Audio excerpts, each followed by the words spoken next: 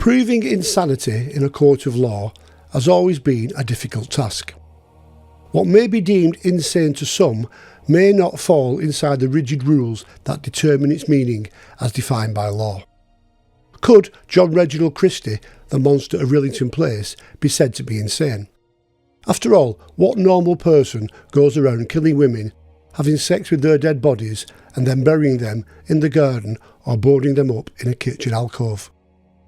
Or Blackout Ripper Gordon Cummings, who butchered 4 women to death in less than a week in London during the spring of 1942. Was that the act of a sane man? And likewise John Haigh, who dissolved his victims in acid and claimed to have drank their blood. Haigh's undoing was the fact that on arrest he asked what his chances were of being released from Broadmoor. This clearly suggested he knew what he had done was wrong and was trying to avoid the ultimate punishment. None of these notorious killers were deemed to have met the criteria for being declared insane, and all were subsequently hanged. The laws of insanity governed by the McNaughton rules were in place throughout the era covered by the Hangman's record 1868 to 1964.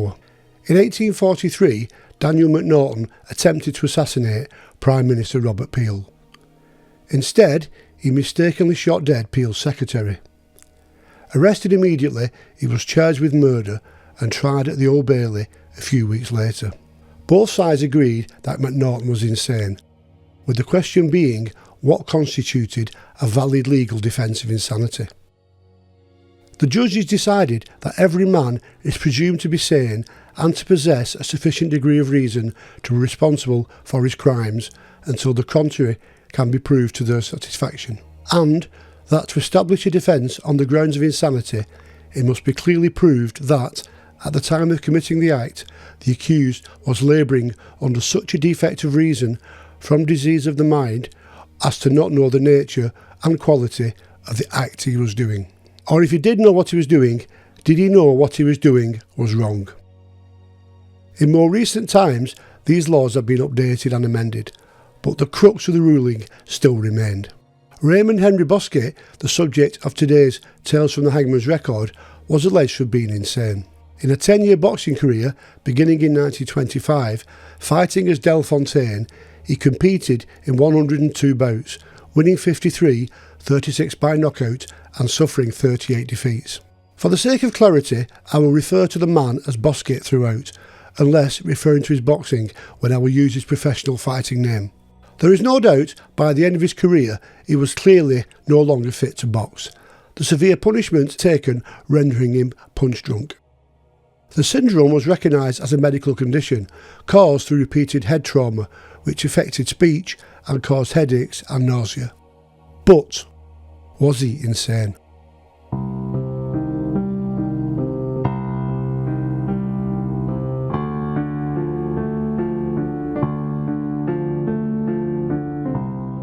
Raymond Henry Bousquet had had a successful boxing career in his native Canada before deciding to seek his fortune overseas. Born in the Manitoba province in February 1904, as his boxing career grew, he fought regularly in Canada and the USA, becoming the Canadian middleweight boxing champion in 1926. After winning it for a second time in 1931, he decided to move to England. Leaving a wife and 3 children behind in Canada, he crossed the Atlantic, where he secured a trainer in boxer Jack Hood and also a promoter. He made his debut at an English boxing ring at London's Albert Hall on Thursday, April the 7th, 1932, winning a 6-round fight by a 3rd-round knockout against Londoner Frederick Smith. Fighting under the name Del Fontaine, a cruiserweight between 175 and 200 pounds, his aggressive all-out attacking style quickly won a score of admirers, and as his victories mounted, he became something of a celebrity. Tall, handsome and with a fine toned physique, he was never short of female admirers, including teenage girls. That summer of 1932, one 16-year-old girl, Hilda Meek, made it her goal to meet the boxer. Born in Bristol in 1915, the family subsequently moved to London. Hilda, with dreams of being a dancer in the West End, was determined, and although her friends and family tried to persuade her otherwise, she eventually met Bousquet at the Locarno dance hall in Streatham, close to where she was working as a waitress. When she introduced herself, Hilda told him she was 18 years old. Bousquet was soon smitten by the bubbly young girl, and the relationship quickly developed. By early 1933, they were openly seeing each other, even after Bousquet had learned her real age, when he had been invited to her 17th birthday party a few months after they had met. With Hilda and Bousquet seen as a couple, he was made welcome at her family home at 60 Aldridge Road in the Kennington area of Walworth in south-east London. On his initial arrival in England, his fight record had been good. He won his first 2 fights before losing to Archie Sexton in his 3rd fight. Fighting every 2 or 3 weeks, he then went unbeaten for 13 fights. He fought 15 times in 1933, winning 7, losing 5 and drawing 3 times. He faced many of Britain's most successful boxers of the day, including Billy Bird, Jack Casey, Gypsy Daniels and Tommy Furr, with mixed fortunes. Although his boxing style was popular with the crowds, his poor regard for defence and safety soon became his undoing. He won his first fight of 1934, but for the remainder of his career, 19 fights, he would win just 3 more bouts. He travelled to both Spain and Germany and lost both fights on a points decision. As his form dipped, Bousquet said he planned to return to Canada. With Hilda Meek assuming he was overseas, Bousquet returned to London, taking lodgings with a Mrs. Floris Duffett at Ensford Road in Camberwell. He won his last fight in January 1935 against Tom Curran, on points after 15 rounds. On June 1, 1935, he fought and lost to Jack Strongbow in Kettering. After being under heavy punishment for most of the fight, Fontaine was forced to retire with a cut eye at the end of round 8. Worse was to come 2 weeks later, on June 17th in Newcastle, when he suffered a first-round knockout to future Scottish heavyweight champion Manuel Kid Abreu. During both fights, Fontaine suffered concussion, and as reported his stance was hunched over badly and moving almost crab-like. Returning to London, he told Hilda he would probably never fight professionally again. He claimed to be punch-drunk and didn't know what he was doing half the time. When it was clear Fontaine's professional career was over, Hilda, through her father, began trying to arrange work for him in the boxing rings in Fairgrounds in her native Bristol. However much the youngster may have been in love with Bousquet, he clearly had his doubts about her. These soon escalated. Bousquet now blamed Hilda for pursuing him, saying that before they had met, he had hardly ever been in a pub. He claimed she had turned everyone, including his wife in Canada, against him. "You have damned my soul and ruined my future," he raged.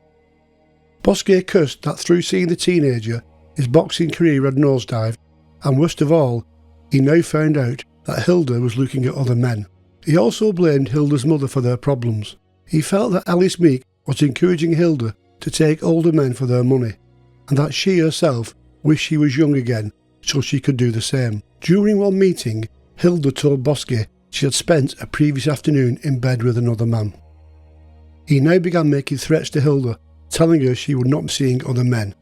Hilda laughed in his face, saying that she intended sleeping with that man again on the following afternoon. It was clear to Bousquet Hilda Meek was en route to becoming a prostitute. Early in July, presumably in an attempt to scare Hilda, Bousquet wrote her a letter saying he had purchased a gun while in Montreal. The letter also said, "You have made a wreck of me, you have wrecked my happiness, you have wrecked my life, I will make sure you don't wreck anyone else's life." He claimed he was not so much jealous of other men, but it was the fact that he felt she had been playing him for a fool. Despite all the bad feeling between them, Bousquet and Hilda agreed to meet up in Camberwell at 7 o'clock on July the 10th. What happened next became headline news throughout Britain on the following day.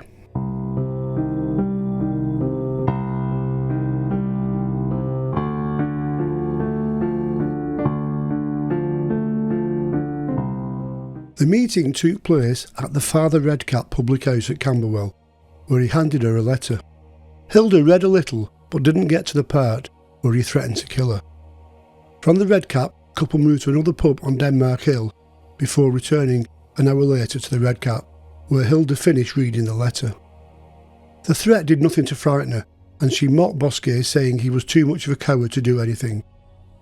A short time later, Hilda left the pub, saying she was going to fetch her mother and return. Bousquet waited for 20 minutes and then went to Aldridge Street. The front door was locked, but Bousquet had a key and let himself in. Alice Meek was applying makeup at the living room mirror as he entered. Bousquet asked if he could use the toilet. Hilda was speaking on the telephone, arranging to meet someone, when Bousquet came back into the hallway. In a rage, he grabbed the receiver and shouted that Hilda would not be there. Hilda calmly snatched the telephone back, telling the caller to ignore what he had said. A fierce row broke out, causing Alice to enter the room. Bousquet then snapped. Drawing out the gun, he began to fire indiscriminately at both Alice and Hilda. The first two shots missed as the terrified women rushed into the street. Bousquet followed and fired a third time. Hilda Meek staggered into Aldridge Road and slumped to the ground. Her mother began screaming, "My girl's been shot." He then fired a fourth shot at Alice Meek. The noise attracted the attention of neighbours who came running. Hilda Meek was dead, but her mother still alive and lay wounded on the pavement.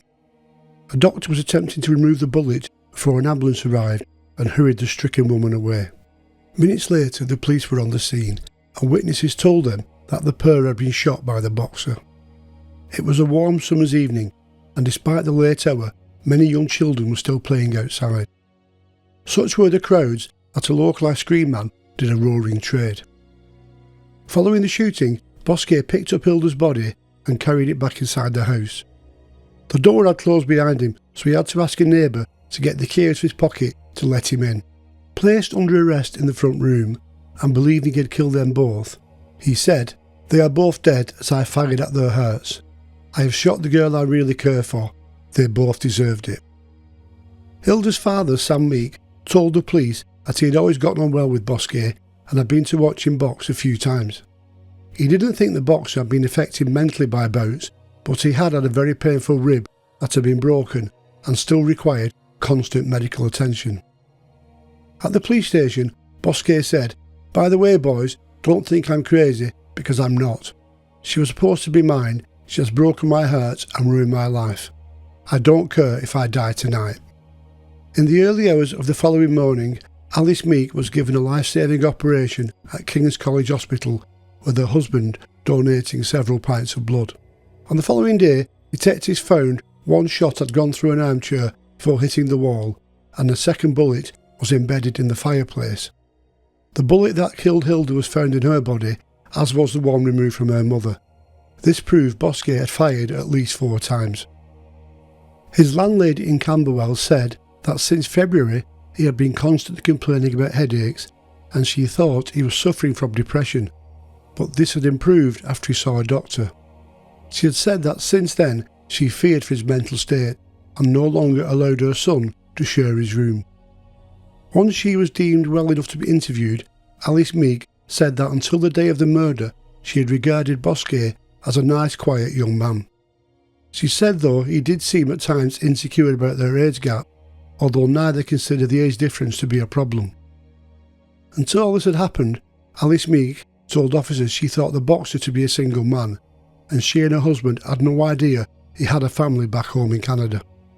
Alice also told a foreboding gypsy's prophecy that her daughter had received last year, in which she was told she would be dead within 3 years. Later that day, Bousquet appeared at Lambeth Police Court, where he was remanded in custody for 7 days. At the next hearing, he was further remanded to Brixton Jail, where, in due course, he was examined by a prison psychiatrist and a report compiled in readiness for his trial. Bousquet dismissed any suggestion he was mentally ill, nor had he ever suffered from epilepsy.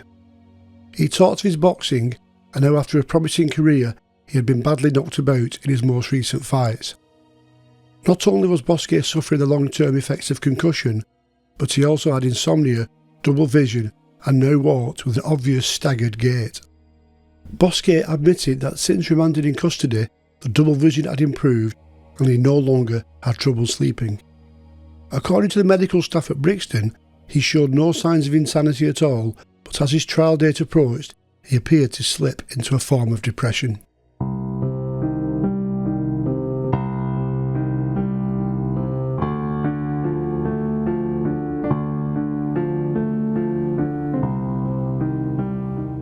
On Monday, September 16, 1935, Raymond Bousquet appeared at the Old Bailey before Mr. Justice Porter. Leading for the prosecution was Eustace Fulton, assisted by Christmas Humphreys, while the defence was handled by David Hopkin. In opening the case for the Crown, Fulton stated that Bousquet, in a jealous rage, had fired 4 shots. The first 2 missed, but the third had struck Hilda Meek in the hallway, and the final shot her mother in the street. It was a clear case of willful murder. Defence counsel Hopkin chose not to ask the prisoner to testify, instead calling 3 witnesses to give evidence regarding his mental state. Bousquet's manager, David Edgar, was the first to be called, and said that in the boxer's last fight in June, the defendant was so badly injured that he had fought in a crouching position, and subsequently all the blows to him had landed on his head. The fight ended when Bousquet's head hit the floor and there was blood coming out of his ear. Ted Lewis, a former boxer, explained to the jury the effects of being punch drunk, and said that, in his opinion, Bousquet was not medically fit to have fought those last 2 fights in June. The third witness, Dr. Tenenbaum, medical officer at the Ring at Blackfriars, said he believed the prisoner was suffering the effects of the gruelling fights and did not know what he was doing when he had shot the victims. Concluding the prosecution's case, Fulton dismissed the evidence of insanity and said that there was a clear motive for the killing. Bousquet was jealous that Hilda Meek had cooled on their relationship and started to see other men. The trial lasted just 1 day, and the jury, which included 1 woman, were out for just 20 minutes before returning with a verdict of guilty of murder. There was no recommendation to mercy. Bousquet's appeal was dismissed on October 14th. Lord Chief Justice Hewitt noted there was a lot of confusion around the laws of insanity and made reference to the wording of the McNaughton report from almost a century earlier. He said that in this case insanity had not been proven, and the panel found that there was no suggestion when Bousquet fired 4 times at Hilda Meek and her mother that he didn't know what he was doing. Bousquet had purchased a gun in Canada which he was carrying about his person, and firing a revolver in public could not be tolerated in built-up residential areas. Despite a campaign that Bousquet was insane, that included a letter written to the King by the National Union of Boxers asking him to intervene, there was to be no reprieve granted nor mercy shown. On the day before he was hanged, Bousquet was visited by his manager and friend, David Edgar. Edgar was given permission to give the condemned man a red carnation, which cheered him up, telling his friend, "I will wear this tomorrow when I take my punishment like a man. They won't have to drag me to the scaffold." True to his word, at 9 o'clock on Tuesday, October the 29th, 1935, Raymond Henry Bousquet walked bravely to the gallows at Wandsworth Prison, where he was hanged by Robert Baxter and Thomas Phillips. As the hour of execution drew near, wealthy abolitionist Mrs. Van der Elst tried to drive her Rolls-Royce up to the prison gates to lead a demonstration. Roadblocks around the jail prevented her getting too close, but as the fateful hour struck, her supporters removed their hats and dropped to their knees in prayer as mournful hymns were blasted through loudspeakers and chants of "You have hanged an innocent man" rang out. At the same moment, across London, at Professor George Birchett's tattooing establishment at Westminster, Samuel Meek was tattooed with the words, "In loving memory of my daughter Hilda, shot by Del Fontaine." There was also a small red bullet mark and a snake to signify revenge. Meek said that next week is returning for a further tattoo with the hangman's noose and the date of the execution. Hangman Robert Baxter was booked for 2 consecutive London executions, having been engaged to hang Alan Grierson at Pentonville on the following day. We covered the case of Alan Grierson in episode 18 of Tales from the Hangman's Record. On the LPC4 form issued after the execution of Bousquet had been carried out, it was noted that Baxter's eyesight had now clearly deteriorated. He was 57 years of age and had been blind in one eye since the First World War. The report was too late to affect the engagement on the following day, but once word reached the Home Office after 20 years as a hangman, Baxter's name was removed from the official list of executioners. He died in early 1961 at the age of 82.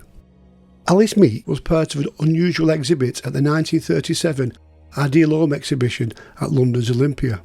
One of the attractions was a stand from the King's College Hospital where a medical student was showing an X-ray of a gunshot wound with a bullet in situ. The audience listened enthralled as he described how the bullet was successfully removed during an emergency operation, with him telling how the person firing the gun had killed the woman's daughter and had been subsequently hanged. At the end of the talk, Alice Meek jumped to her feet and said, "That was me," while rattling a collection tin. As a result, she made a tiny few pounds that summer.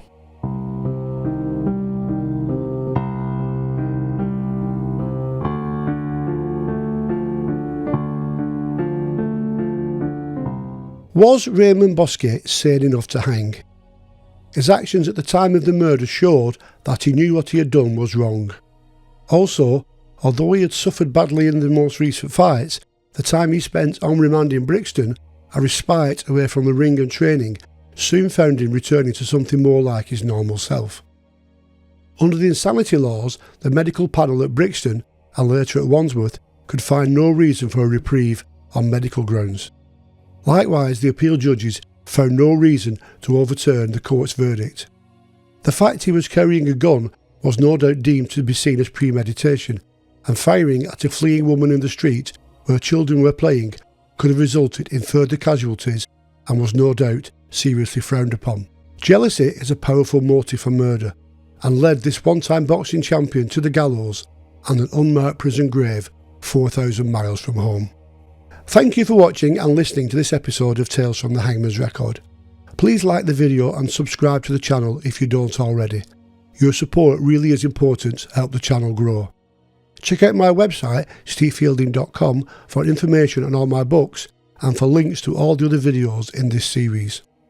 Volumes 1 and 2 of Tales from the Hangman's Record are still available as a paperback and Kindle download, and look out for Volume 3 due very soon. Check out my new podcast channel, Mostly Murder, which features a variety of true crime cases and is available on Spotify and all the usual platforms. Do you agree justice was done in this case and that Bousquet deserved to be hanged? Use the comments below for your thoughts on this case and for suggestions for further episodes. So, until the next time, thank you and goodbye.